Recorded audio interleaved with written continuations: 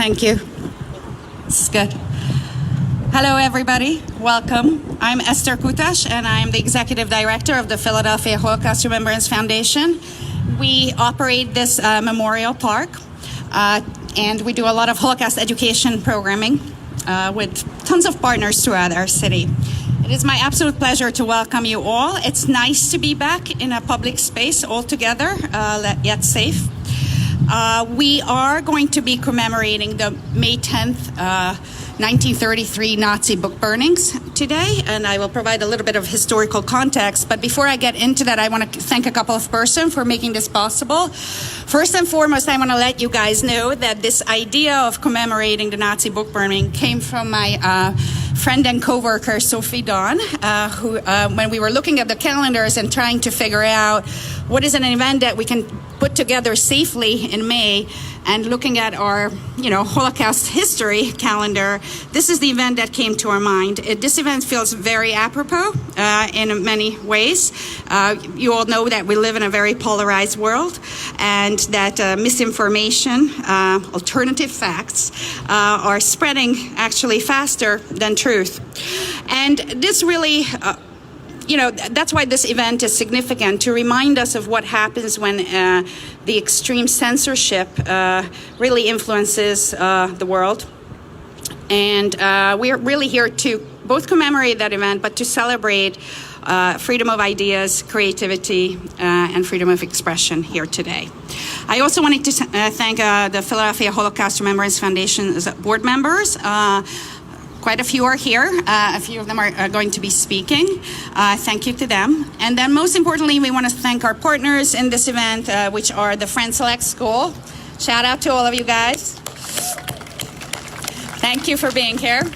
And of course, Philadelphia Citizen and Larry Pratt is here with us. Thank you to Corey Moscow. Thank you for helping us. So what exactly happened on May 10th in 1933, and how did we get there? This is a piece of history that is really not well known. Most people really think about the Holocaust as the ghettos and the concentration camps, the deportations. But really, it's very important to understand what led to those events. And I would say arguably that the May 10th event was one of those starting points. So Hitler gained power as a chancellor in January of 1933. Immediately after that, he appointed Joseph Goebbels as the Nazi Minister of Popular Enlightenment and Propaganda. What an interesting name to call an institution. So basically, he sets up an entire new governmental arm dedicating to consolidating all German science, arts, and culture under Nazi ideology. So under the direction of this Ministry of Propaganda, art museums, private and public collections, libraries, publishers, bookshops are all subject to censorship. And some content that are deemed to be un-German is purged, basically. This is how total censorship in Nazi Germany begins.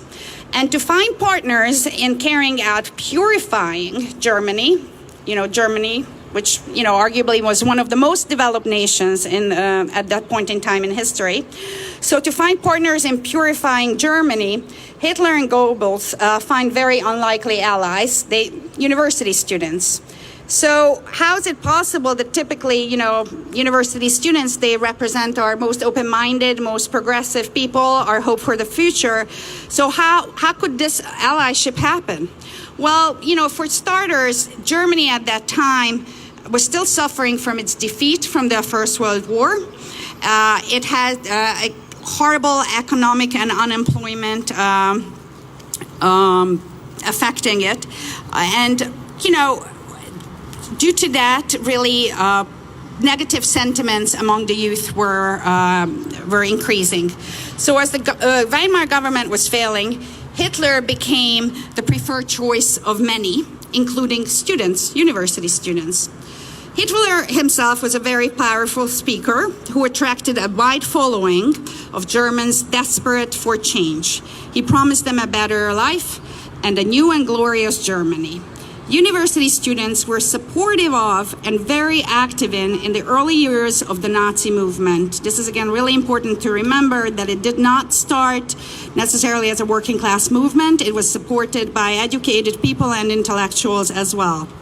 So Goebbels, basically, who is in charge of propaganda throughout the whole country, works very closely with the student unions at universities, and they decide this something called the Action Against the Un-German Spirit. It's an initiative, it's a series of events where books that were basically called degenerate would be burned, starting to take place on May 10th.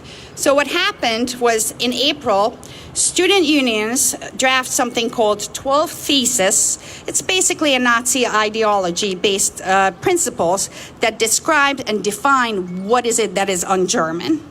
And then these principles begin to be spread throughout this spring of 1933 in all universities in Germany. And lists are being created who qualifies to be deemed degenerate.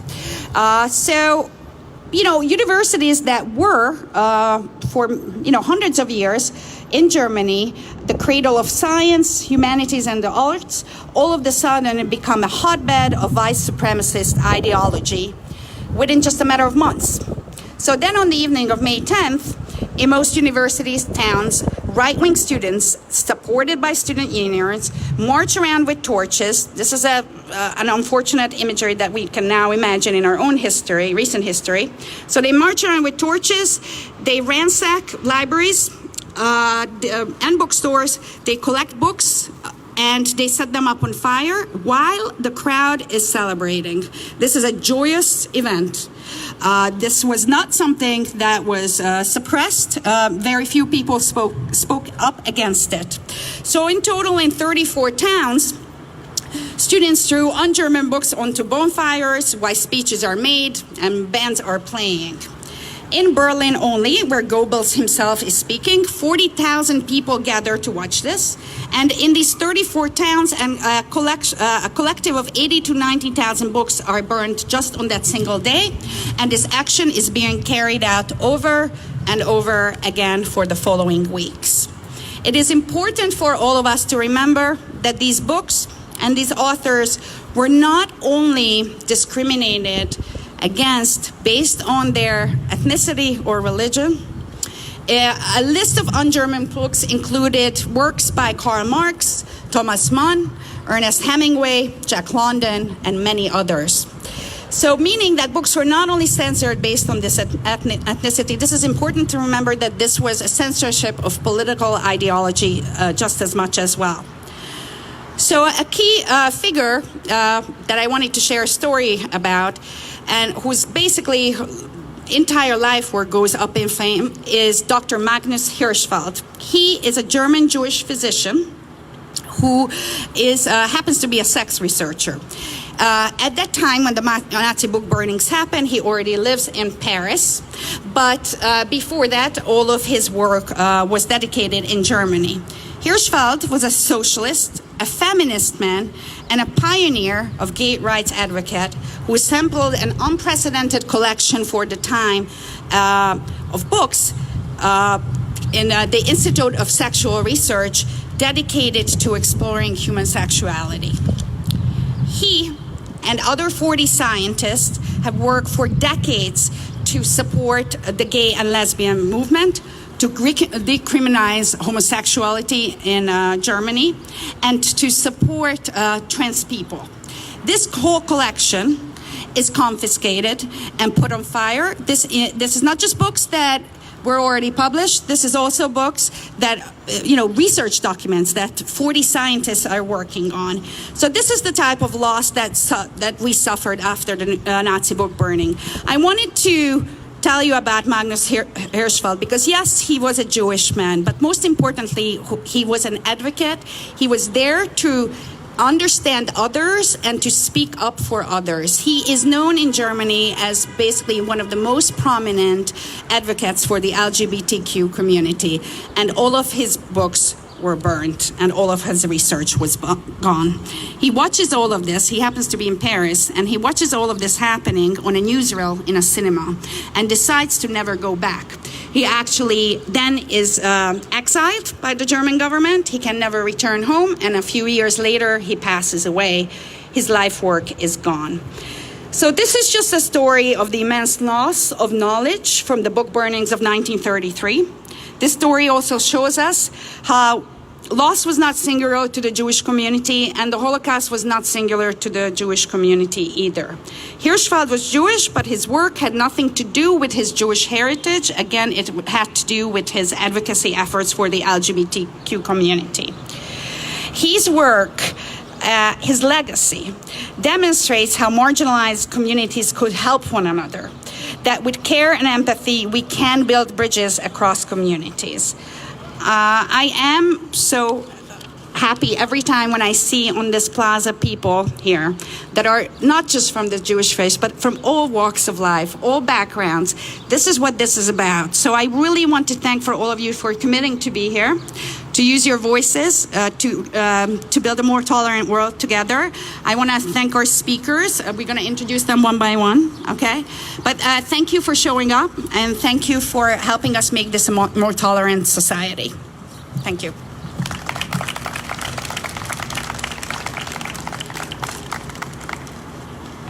Hi, everyone. I'm Larry Platt from the Philadelphia Citizen. I want to thank you, Esther, and the Holocaust Remembrance Foundation for this very important commemoration. You know, we're just a matter of blocks from where a bunch of dudes in powdered wigs first came up with the idea of this experiment. And it is an experiment, and it's an embryonic experiment. And America has never lived up to its founding principles. But time and again, we've been called back to their power. And of those principles, none more so speak to us now and through the ages than the right to speak your mind. Today, when democracy feels imperiled, is one of those times.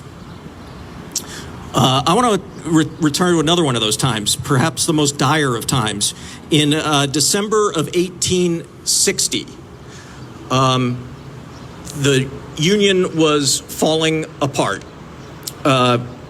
South Carolina had announced that it was seceding from the Union, and Congress, in order to try and keep the Union together, was debating a constitutional amendment that would protect slavery.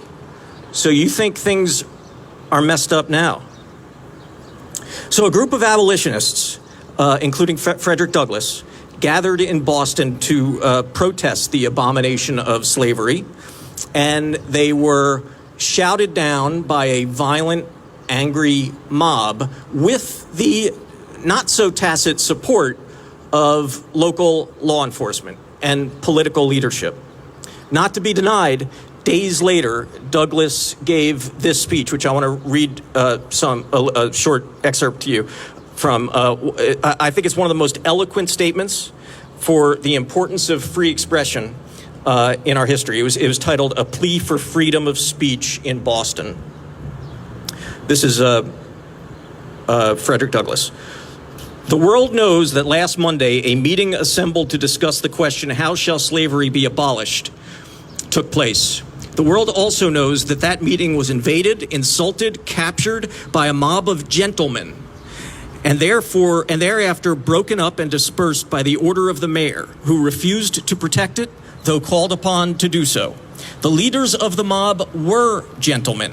They were men who pride themselves upon their respect for law and order. These gentlemen brought their respect for the law with them and proclaimed it loudly while in the very act of breaking the law.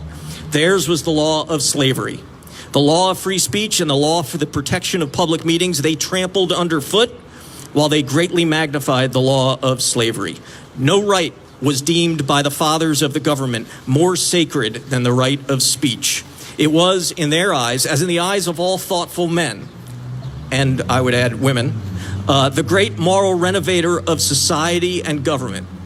the great moral renovator of society and government. Liberty is meaningless where the right to utter one's thoughts and opinions has ceased to exist. That, of all rights, is the dread of tyrants. It is the right which they first of all strike down. They know its power. Slavery cannot tolerate free speech. 5 years of its exercise would banish the auction block and break every chain in the South. To suppress free speech is a double wrong. It violates the rights of the hearer as well as of the speaker. It is just as criminal to rob a man of his right to speak and hear as it would be to rob him of his money. I have no doubt that Boston will vindicate this right. But in order to do so, there must be no concessions to the enemy. That's Frederick Douglass in 1860. Today, we started the Citizen to try and literally defibrillate democracy and civic participation in the American city where it was born. And whatever your political persuasions or beliefs, what I love about this idea today, Esther, is that we come together to affirm that we'll never concede to the dark impulses of censorship and what the late First Amendment champion Nat Hentoff called free speech for me, but not for thee. The speakers and especially the students who you're about to hear all agree on one fundamental thing, and it's my hope that every citizen agrees on this. In the famous words of Voltaire, I disapprove of what you say, but I will defend to the death your right to say it. And I posit to you that there is nothing more American than that sentiment. So with that, let's get to our speakers. And I'm really excited. I'm excited to hear from the politicians, but we hear from them all the time. I'm really excited for the students. And to begin, let's hear from one of those students, Alex Piven of Friends Select, 11th grader.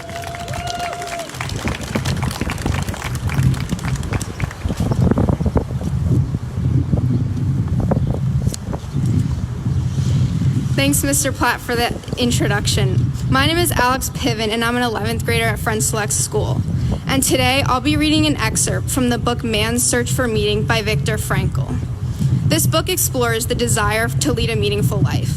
During his time in the concentration camps, Frankl came to believe that the meaning of life is sought through love, work, and struggle. This passage focuses on struggle. While he recognizes the dire circumstances that humans often encounter, he also reveals that we ultimately choose our outlook and our direction in life.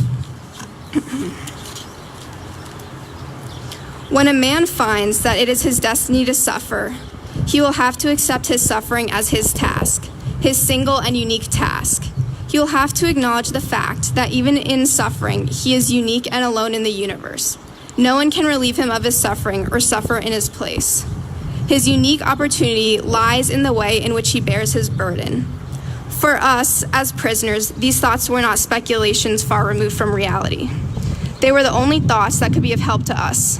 They kept us from despair, even when there seemed to be no chance of coming out of it alive. Long ago, we had passed the stage of asking what was the meaning of life. A naive query which understands life as the attaining of some aim through the active creation of something of value. For us, the meaning of life embraced the wider cycles of life and death, of suffering and of dying. Once the meaning of suffering had been revealed to us, we refused to minimize or alleviate the camp's tortures by ignoring them or harboring false illusions and entertaining artificial optimism. Suffering had become a task on which we did not want to turn our backs. We had realized its hidden opportunities for achievement, the opportunities which caused the poet Rilke to write, how much suffering there is to get through. Rilke spoke of getting through suffering as others would talk of getting through work. There was plenty of suffering for us to get through. Therefore, it was necessary to face up to the full amount of suffering, trying to keep moments of weakness and furtive tears to a minimum. But there was no need to be ashamed of tears, for tears bore witness that a man had the greatest courage, the courage to suffer. Thank you.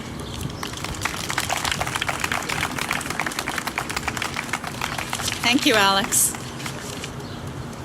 Next up is Shira Goodman. She's the ADL Director of the Philadelphia region. Thank you.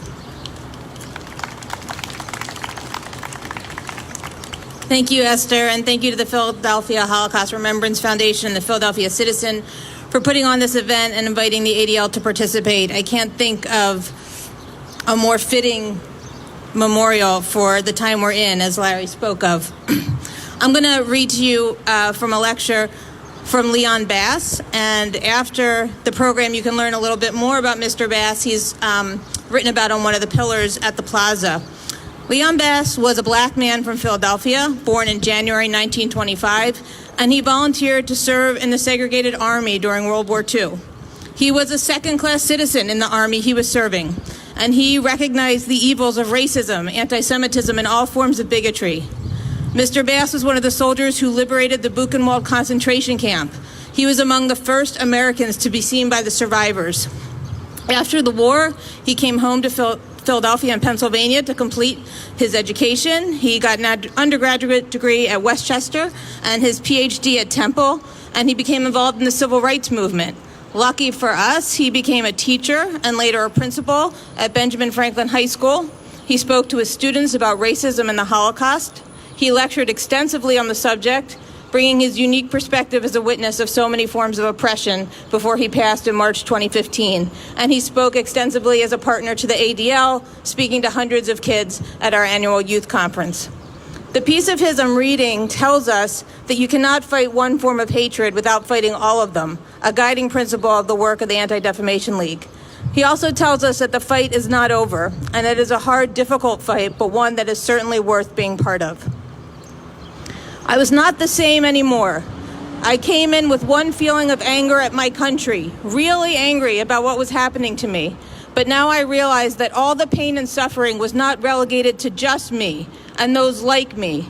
That pain can touch everybody, so many different kinds of people. And that's what I saw there, and that changed me. It made me know that we have a connection, that what happens to you can happen to me.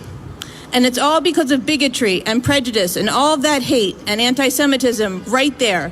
It had been carried to the ultimate, and I knew that was something we had to get rid of because I had experienced it, you see. I was told I wasn't good enough. These same people in here were told by Nazi Germany that they weren't good enough, so they couldn't be allowed to live. So yeah, I became a different person. I knew we had to do something about that evil. The evil is still with us. It has not gone away. We just have to look at the news, the television, the papers. I'm talking about racism, anti-Semitism, bigotry, and prejudice. I'm talking about all that hate and more. All that stuff is still with us, and it's up to us to deal with it. And when I talk to young people about this, I tell them, if you dare to fight the evil, you better be ready, because the pain can be excruciating. The people that you thought you could be friends with will turn on you and talk about you. Why are you talking about that Holocaust? Why are you talking about all this racism? But then you have to answer the question, is the price too high to stand up for what you believe is right? I don't believe it is.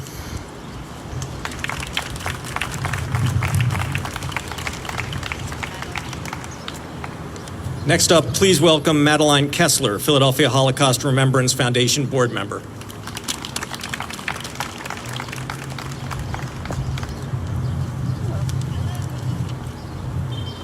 Good afternoon. I guess I could take this off.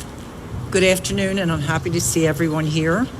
I'm going to read words from a Romanian-born American writer, professor, political activist, Nobel laureate, and Holocaust survivor. He authored 57 books, written mostly in French and English. One of these books being titled Night, which is over there. A work based on his experience as a Jewish prisoner in the Holocaust and Buchenwald concentration camps. He was born September 1928 and died July 2016. I assume you all know it's Elie Wiesel. The following words are from his remarks made at Yad Vashem in 2005. At that time, we had a feeling that history had entered into madness, and madness had its own logic, its own destiny, almost its own archaeology. And with that madness, it was perfectly plausible to kill children. And so we go through the museum and we don't understand. All we know is that it happened. And now the question is, what does one do with memories? Any psychiatrist will tell you, if you suppress memories, they come back with a fury. You must face them. Even if you cannot articulate them, we must face them.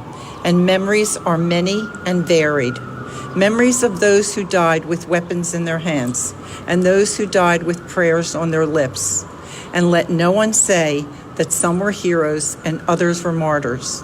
In those times, the heroes were martyrs and the martyrs were heroes. It was heroic for a friend to give his piece of bread to his friend.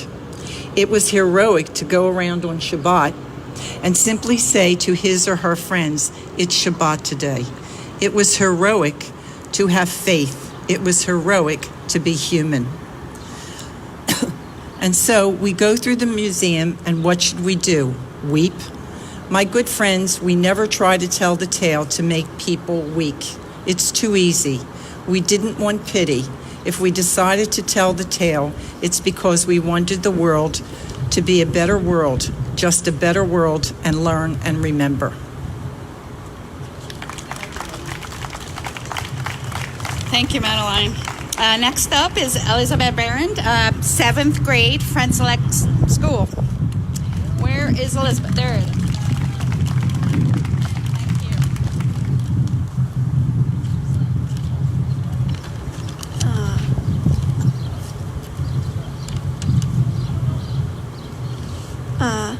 I chose to read this poem because it talks about a young child's experience in a Terezin concentration camp, and learning about the personal experience stood out to me.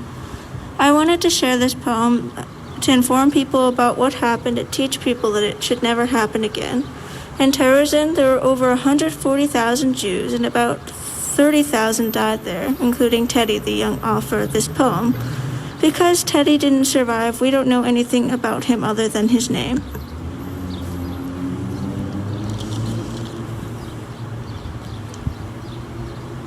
At Terezin, when a new child comes, everything seems strange to him. What, on the ground I have to lie?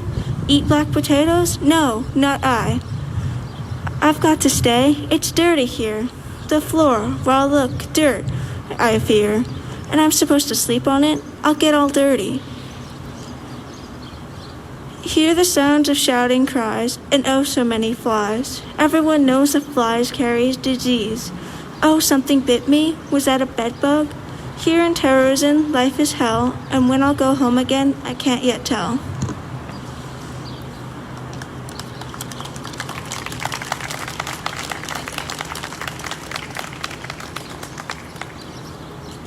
Next up is Councilman Alan Dom. I don't often think of poetry when I think of you, Alan, but...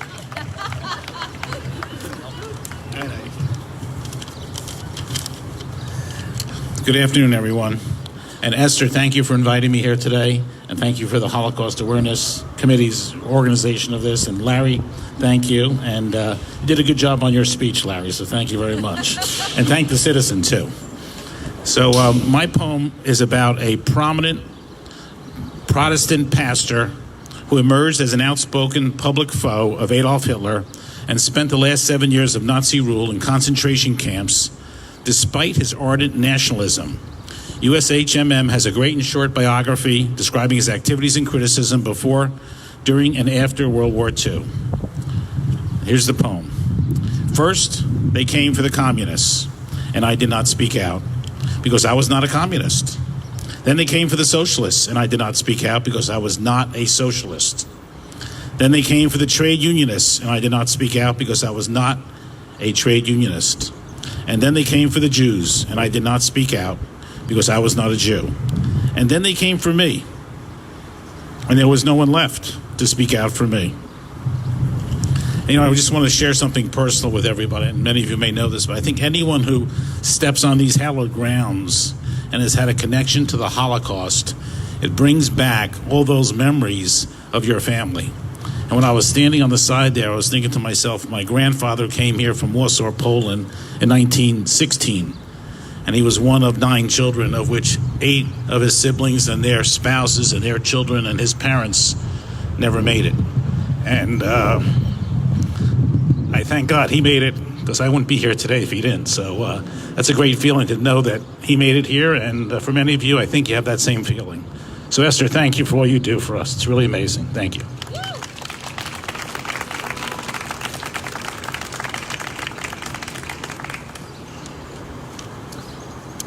Thank you. Sorry.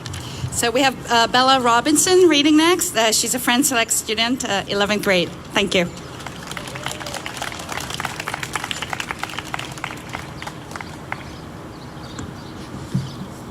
Hi everyone, my name is Bella Robinson and I'm an 11th grader at Friends Select.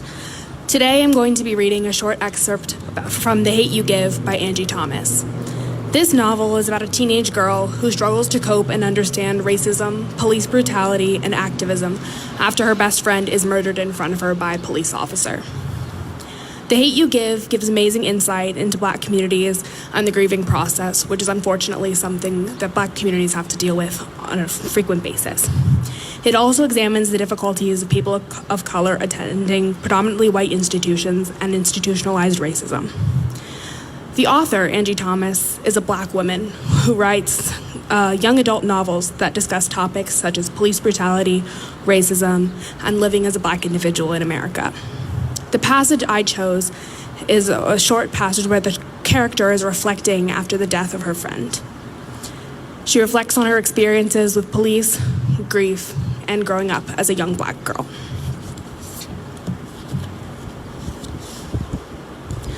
When I was 12, my parents had 2 talks with me. One was the usual birds and bees. Well, I didn't really get the usual version. My mom, Lisa, is a registered nurse, and she told me what went where and what didn't need to go here or any damn where till I'm grown. Back then, I doubted anything was going anywhere anyway. While all the other girls sprouted breasts between 6th and 7th grade, my chest was as flat as my back. The other talk was about what to do if a cop stopped me. Mama fussed and told Daddy I was too young for that. He argued that I wasn't too young to get arrested or shot. Star, you do whatever they tell you to do, he said. Keep your hands visible. Don't make any sudden moves. Only speak when they speak to you. I knew it must have been serious. Daddy has the biggest mouth of anybody I knew. And if he said to be quiet, I needed to be quiet. I hope somebody had the talk with Khalil. He cusses under his breath and turns Tupac down and maneuvers the Impala to the side of the road. We're on Carnation, where most of the houses are abandoned and half of the streetlights are busted. Nobody around but us and the cop. Khalil turns the ignition off. Wonder what this fool wants. The officer parks and puts his brights on. I blink to keep from being blinded. I remember something else Daddy said. If you're with someone, you better hope they don't have nothing on them or both of y'all going down. Thank you.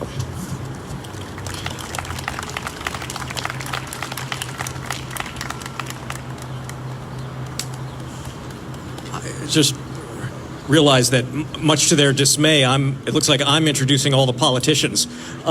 Next up is Councilperson Jamie Gauthier.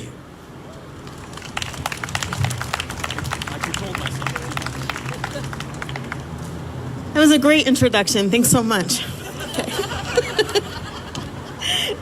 Good afternoon, everyone. I'm grateful for the opportunity to participate in this very important event. As others have noted, today marks the anniversary of the 1933 book burnings. These events that took place in 34 towns and cities around Germany were a powerful symbol of Nazi intolerance and censorship. And so today, I'm proud to stand in solidarity with all of you to denounce intolerance and to promote freedom of expression, religion, and thought. Helen Keller, who was an author, disability rights advocate, and political activist, is among the American authors who were targeted in the book burnings. Her belief in social justice encouraged her to champion the disabled, to call for improved conditions for industrial workers, and to demand voting rights for women. On May 9, 1933, Keller published a short but pointed open letter to the Nazi students in the New York Times. She urged them to stop the proposed burnings. I'd like to read that letter to you right now. To the student body of Germany, history has taught you nothing if you think you can kill ideas. Tyrants have tried to do that often before, and the ideas have risen up in their might and destroyed them. You can burn my books and the books of the best minds in Europe, but the ideas in them have seeped through a million channels and will continue to quicken other minds. I gave all the royalties of my books for all time to the German soldiers blinded in the World War, with no thought in my heart but love and compassion for the German people. I acknowledge the grievous complications that have led to your intolerance. All the more do I deplore the injustice and unwisdom of passing on to unborn generations the stigma of your deeds. Do not imagine that your barbarities to the Jews are unknown here. God sleepeth not, and he will visit his judgment upon you. Better were it for you to have a millstone hung around your neck and sink into the sea than to be hated and despised of all men. Thank you.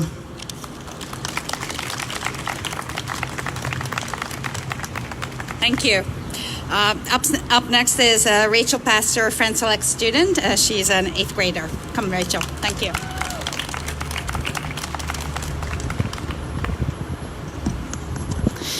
Hi, my name's Rachel Pastor, and I'm an 8th grader at Friend Select School. Elie Wiesel was an American writer, political activist, professor, Nobel laureate, and Holocaust survivor. He was taken to Auschwitz with his family in May of 1944. He wrote the poem, Never Shall I Forget, in 1958 while working on his book, Night. Elie Wiesel wrote this poem to spread awareness and educate the world about the Holocaust. Something that stands out to me in this poem is how he speaks about the Holocaust in such a descriptive way. This allows the reader to feel as if they are in Elie Wiesel's shoes as he is witnessing it all. Never shall I forget. Never shall I forget that night, the first night in camp, that turned my life into one long night, 7 times sealed. Never shall I forget that smoke. Never shall I forget the small faces of the children whose bodies I saw transformed into smoke under a silent sky. Never shall I forget those flames that consumed my faith forever.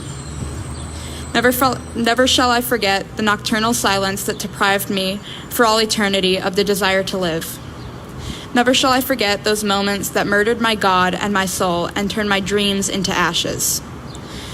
Never shall I forget those things, even were I condemned to live as long as God himself. Never. Thank you.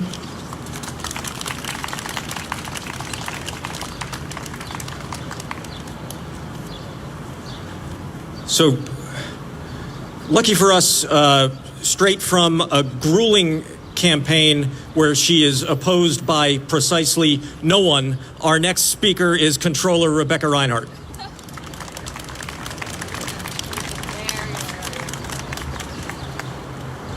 Larry's so difficult, right? No, that's glad to be here. So thank you, Larry. Thank you, Esther, for organizing this. It's great to be here. My name is Rebecca Reinhardt. I'm the City Controller of Philadelphia, which is the financial watchdog. But I also feel that it's part of my job as a human being just to stand up for injustice every day. So I'm going to read an excerpt from a book called Caste by Isabel Wilkerson.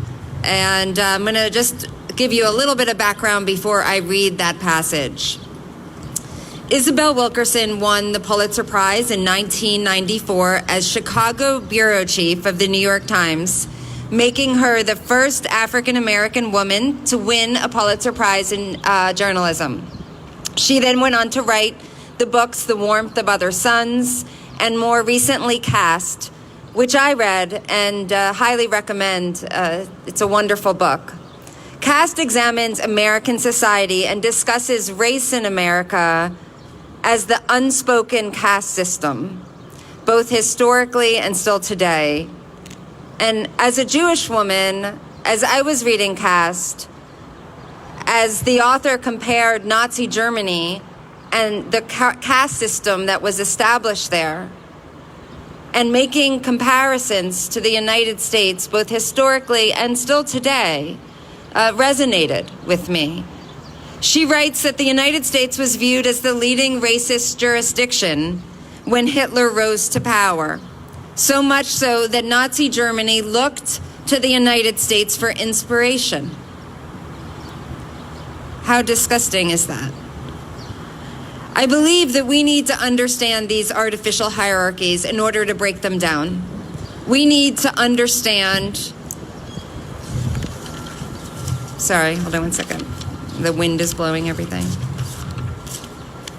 We need to understand our history as a country, the darkness of it, the racism in it, in order to fully break it down. I believe that is what she writes about, so I'm going to read a passage from her book, Caste.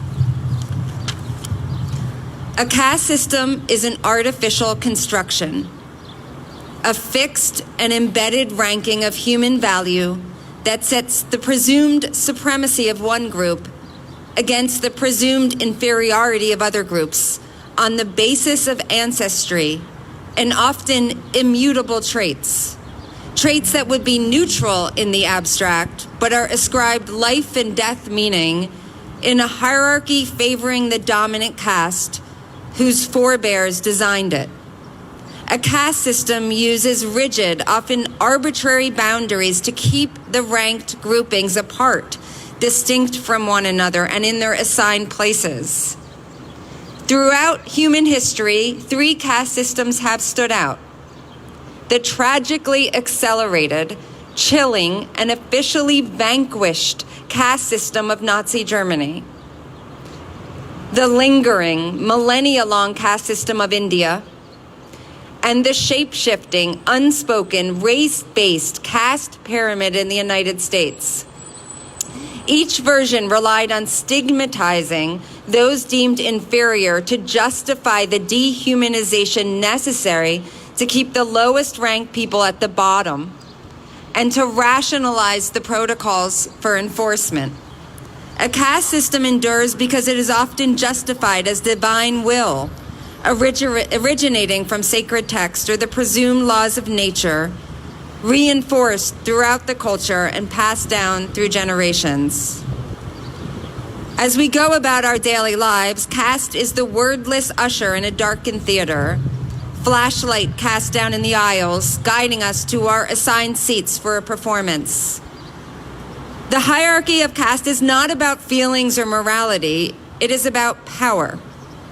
Which groups have it and which groups don't. It is about resources, which caste is seen as worthy of them and which are not. Who gets to acquire and control them and who does not. It is about respect, authority, and assumptions of competence. Who is accorded these and who is not. As a means of assigning value to entire swaths of humankind, caste guides each of us, often beyond the reaches of our awareness.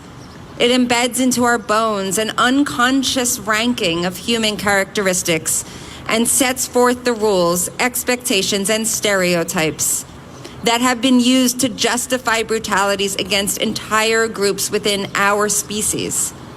In the American caste system, the signal of rank is what we call race, the division of humans on the basis of their appearance. In America, race is the primary tool and the visible decoy, the front man for caste. Thank you. Thank you. I want to tell everybody that we do have a book giveaway there, and Caste is one of the books that you can go and grab for free. It's truly amazing. It's transformative to read that. Next up is Councilperson Derek Green. Coming up. Thank you for being here.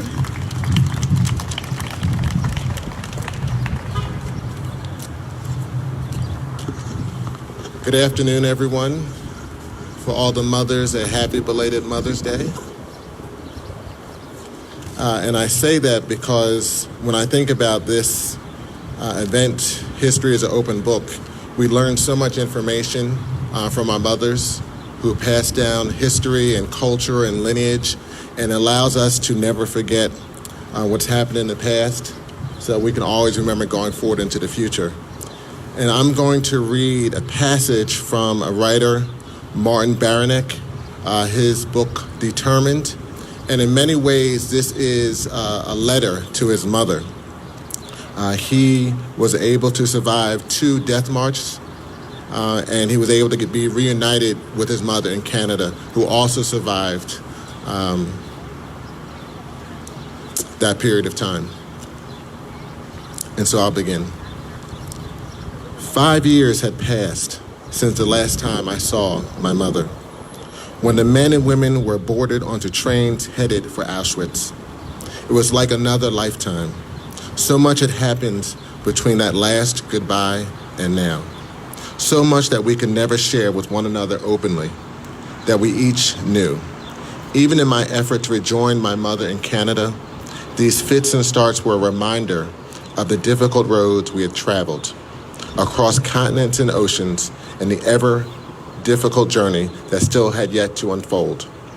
By following the day, I was used to the routine. I took my seat on the propeller plane and fitted the buckle into the strap. And once again, we rolled down the runway and lifted off. Only this time, we were truly on our way. I had many hours to think. I can't even remember what language was I thinking in. Was it Hebrew? Was it Yiddish? But I remember, but I thought about everything I had learned and experienced in my short life. All those lessons had educated and informed me. I was a quintessential archetype of the 20th century Eastern European Jewry. I was a Holocaust survivor and a veteran of Israel's War of Independence. I had seen it all. During a transatlantic flight, I thought about why there is so much hatred of the Jewish people. I wondered if it was certain sects of Jews, such as the Hutsim, or a minority with a highly identifiable appearance, with their long black coats and tall black hats, long beards and peyotes for their habit of separating themselves from society rather than integrating into their host country.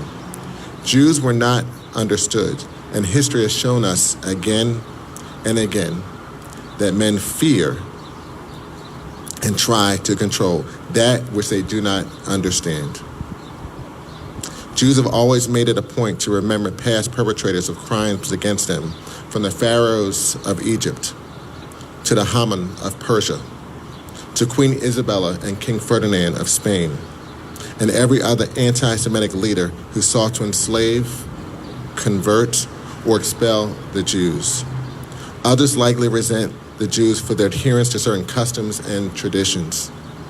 Whatever this animosity derives from unfounded xenophobia or from plain jealousy, I do not know. I do believe that even though some Jews have assimilated, all Jews are simply grouped together as one discernible group in other people's eyes. But it's difficult for me to understand the targeting of an entire people. I wonder why more people did not flee Europe before the Holocaust began. But it's almost impossible to imagine that an effort to exterminate an entire culture would ensue.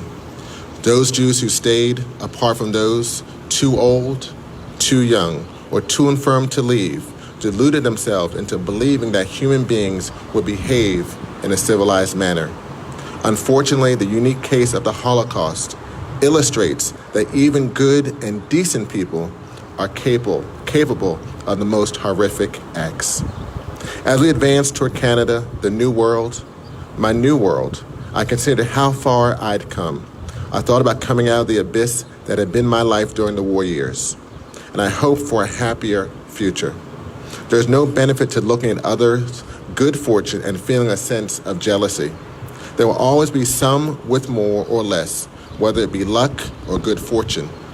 But I realized that nothing good comes from coveting another's good fortune. All the loss and deprivation I'd experienced taught me to be present in the moment, to be fully aware, to follow my instinct and my gut.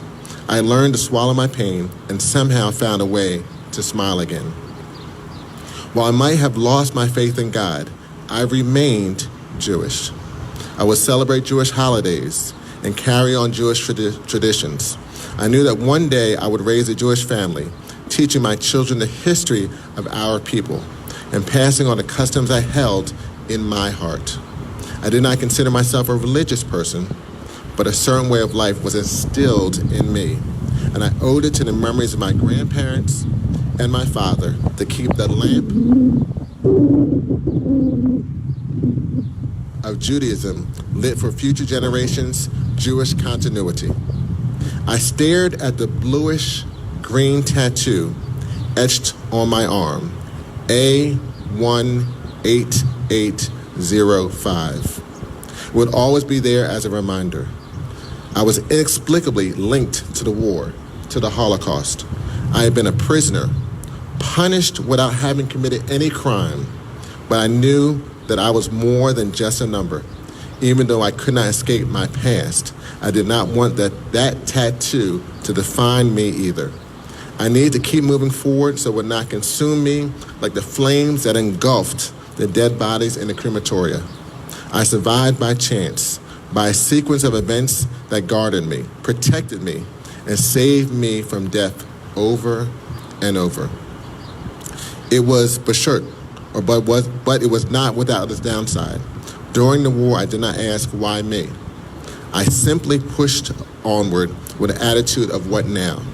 What can I do right now in this moment to remain alive?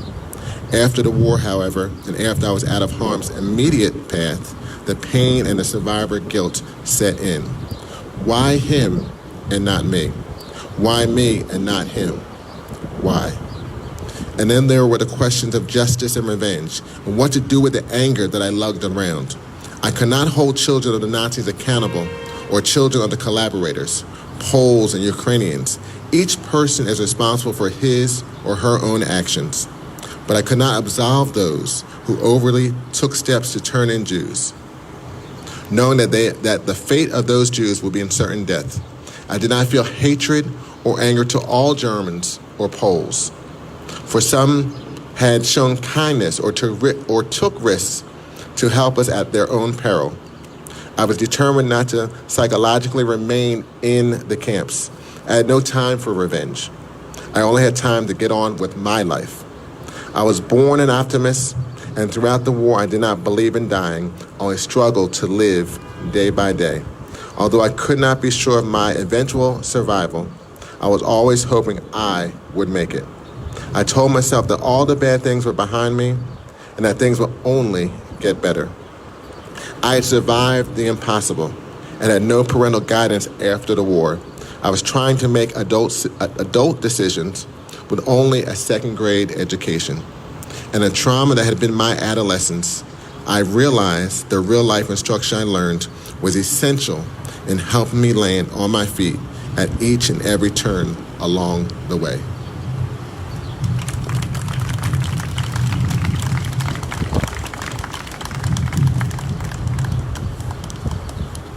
Please welcome Hannah Dubb, Friend Select 12th grader.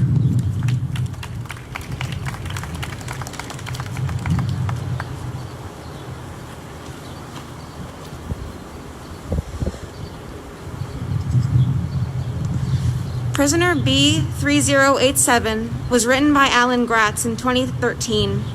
He based it off the testimony of Jack Gruner and his wife, Ruth. Both Ruth and Jack survived the Holocaust, and Jack serves as the basis for the main character, Yannick. Today, I'm going to read a passage that takes place in 1942, when the Polish city of Krakow was occupied by the Nazis. Yannick's neighborhood has been turned into a Jewish ghetto, and his family has had to take 3 other families into their cramped apartment. Right before this passage, members of the Judenrat burst into their apartment, took away their neighbors, and terrified Yannick's mother. Yannick then discovers a chicken coop on his roof. This passage is one of great sorrow and trauma, but also one of resilience. The Nazis have fractured his life and home. Therefore, living in the chicken coop and making a new home there is like a radical act of resistance and self-determination. It is a dehumanizing situation that simultaneously contains a triumph of the human spirit. Yannick says to his parents, "Don't you see? With a little work, we could live here." "Leave our flat?" Father asked. Just the three of us, I told them. It's so crowded downstairs.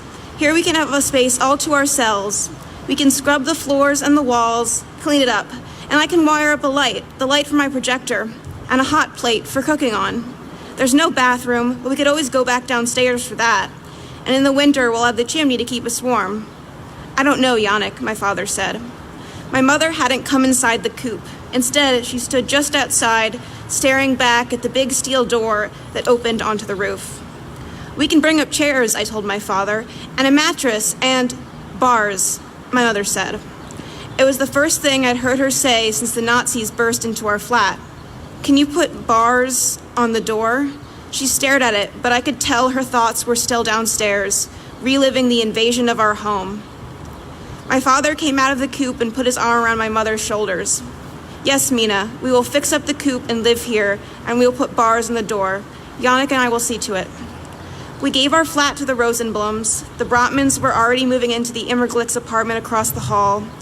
All the empty flats in our building would soon be overflowing with families as more Jews were marched in through the gates. But for a short time at least, we would all live like normal people again. While my father and I worked to clean the coop, my mother sat on the roof and sewed hidden pockets into the lining of our coats.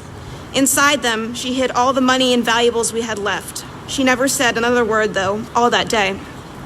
Father and I found 4 heavy steel bars in the basement. By sundown, we lifted the last of them onto the door to the roof. They slid into place so we could take them off to go out, but so that no one from inside the stairs could push through. There, I told my mother, no one will be able to break in ever again. Thank you.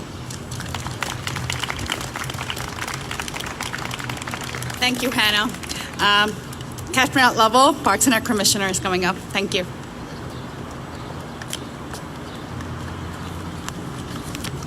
Good afternoon. I'm going to read some passages from Anne Frank's Diary of a Young Girl, published in 1947. I don't want to live in vain like most people. I want to be useful or bring enjoyment to all people, even those I've never met. I want to go on living even after my death. It's a wonder I haven't abandoned all my ideals. They seem so absurd and impractical. Yet I cling to them because I still believe, in spite of everything, that people are truly good at heart. It's utterly impossible for me to build my life on a foundation of chaos, suffering, and death. I see the world being slowly transformed into a wilderness. I hear the approaching thunder that one day will destroy us too. I feel the suffering of millions. And yet, when I look to the sky, I somehow feel that everything will change for the better, that this cruelty too will end, that peace and tranquility will return once more. In the meantime, I must hold on to my ideals. Perhaps the day will come when I'll be able to realize them. Anne Frank, a young Jewish girl in the Netherlands who hid in an attic for years during the German occupation, wrote these words more than 70 years ago.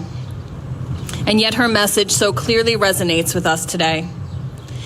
Anne experienced the worst of what humanity can do to each other, and still somehow remained hopeful. She clung to her ideals and her faith in a peaceful future, even during the darkest times. I wonder, as she kept that diary to transcribe her deepest feelings, something a lot of young girls do, if she had any sense that her words would eventually be shared with and embraced by the entire world for generations to come. Did she know the power of her words? Did she think that they would become a touchstone for so many people during their own times of distress and fear? Did she realize her quiet thoughts would one day become a refrain, an anthem of hope for the hopeless, the powerless? Over the past 12 months, we have felt a similar sense of hopelessness, fear, and sadness as this global pandemic has taken so much from us.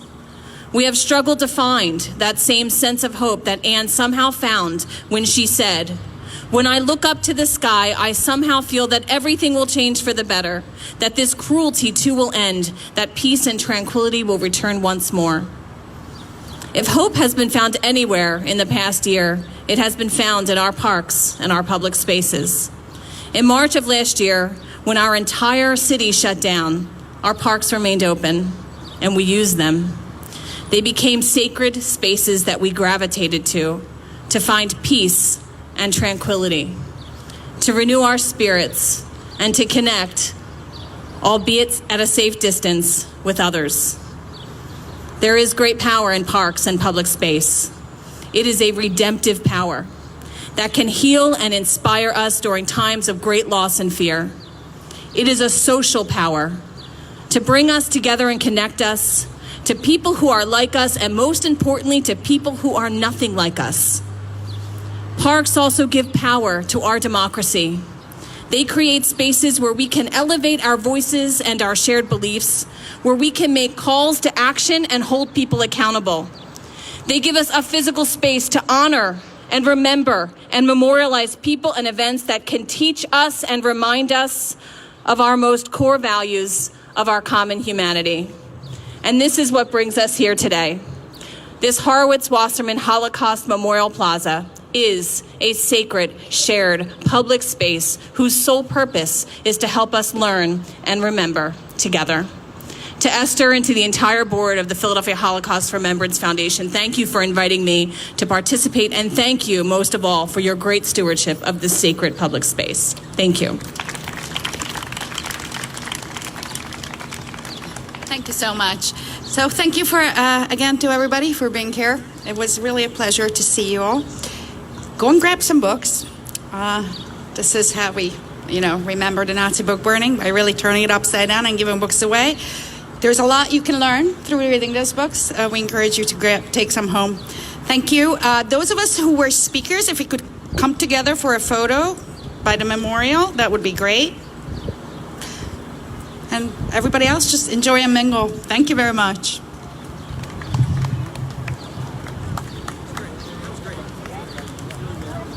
Okay, so watch this.